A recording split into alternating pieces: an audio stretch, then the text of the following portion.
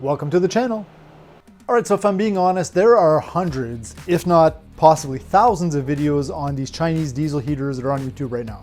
So my intent is not to show you the diesel heater and how it operates and all that stuff. My intent is to show you how to maybe fix your diesel heater for an E08 error or an E09 error, something I have not been able to find on any channel that I've seen so far.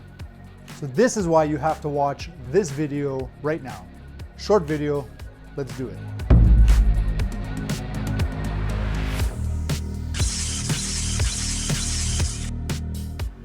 All right, let's start by explaining a little bit of what's going on. The unit will pump, will light, no problem at all. It'll heat, it'll keep going, and then all of a sudden it kicks off. The fan continues running. I get an E08 error message, which is usually a airlock or fuel supply issue, according to my manual. So was it the pump? Nope. All right, so how about a dirty burn chamber or improper igniter or any of that stuff? Nope. So an interesting thing that kept happening after the E08 error message, when I was trying to start it up a couple times, I would get an E09 error message, which is a fan message, but the fan works fine. So I have come to the conclusion that I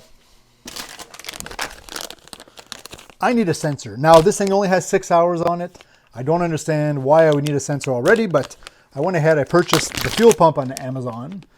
Wasn't that. I also purchased the sensor on Amazon, which I'm looking at now, and I sure hope my wires are long enough. Anyway, I have the sensor. Now the reason why I think it's the sensor is because when it does go into shutdown mode, it shuts down way sooner than it actually should. The unit is still very, very hot when the fan kicks off. So that is kind of telling me that maybe the sensor thinks that it is cool. And by being cool, it doesn't think it's getting fuel. So I'm getting the E08. And because now when it shuts down, it's so hot, the fan has a hard time, or the fan's overheated. So I get an E09 after that. I hope this is correct. I'm not going to waste a lot of time with this. I'm going to get this apart and I'm going to put this in, and we're going to try and test my theory. And hopefully this video will help other people if it works. I don't know if you've seen the channel before, but things don't usually go the way they're expected to go around here. See that stupid look on my face? Yeah, that's me.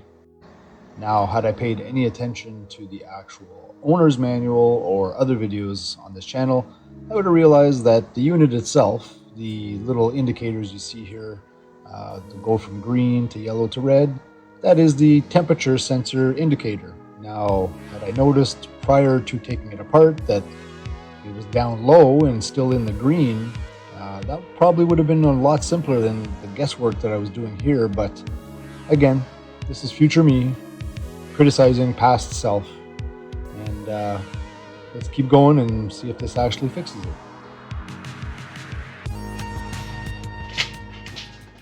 So in the off chance you're not one of those impatient people and want to see how this comes apart, I'll film it.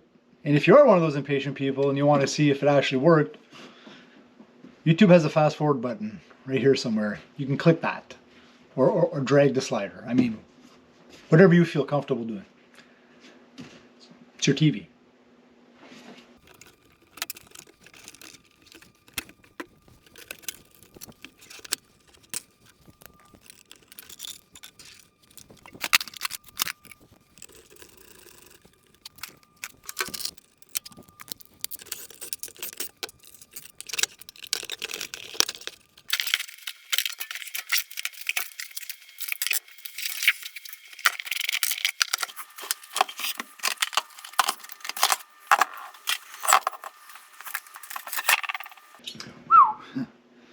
This might just fit.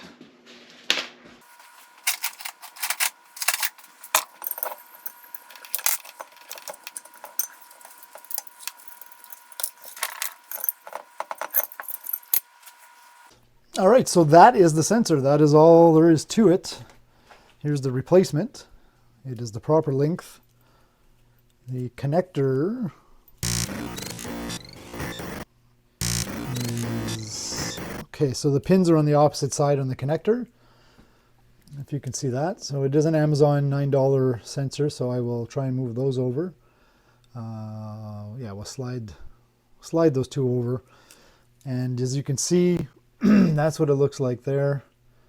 This one looks fine, but again, I mean, how do you tell, right? So what I'm going to do quickly, I'm just curious. I'm just going to take an ohms reading of both of these, see if they're even similar in ohms, and I'll get right back to you. All right, so it turns out my meter's in my trailer, and my trailer's put away for the winter, so I'm going to have to go try and dig that out. So we're just going to throw caution to the wind, install this new sensor, get this thing back together, and then go test it out.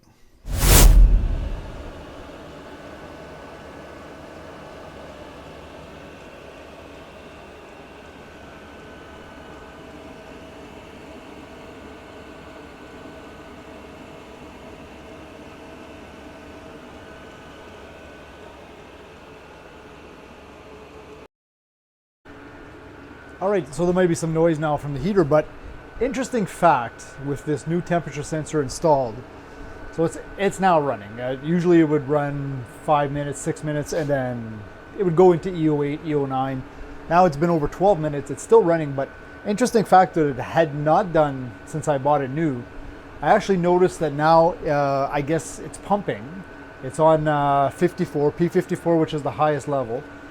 And it's pumping fast. It's going click, click, click, click, click, click. And I guess now the temperature inside is getting a little warm. So the temperature sensor will actually slow down the pump a little bit and then picks back up after about 30 seconds or so once it reaches another temperature. So I think I fixed it. This is looking great. E08 and E09 error code for your diesel heater. It was the temp sensor, and this little thing was like $8, $9 on Amazon. I'll put the link down below. So I'm gonna go ahead and get this thing back together, get the cover back on. And why don't you guys drop your comments down below. Let me know about other fixes or other error codes that you've had.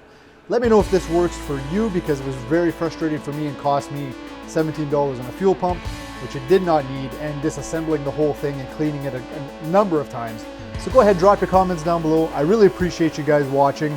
If you feel like you want to subscribe to the channel for other content for ATVs and just basic household repairs and some hunting and outside videos, this is the channel. Go ahead, hit that subscribe button, like the video so it'll push it out to more people, maybe help them with this poor little heater. And it's still running. 16 minutes. I'm a genius.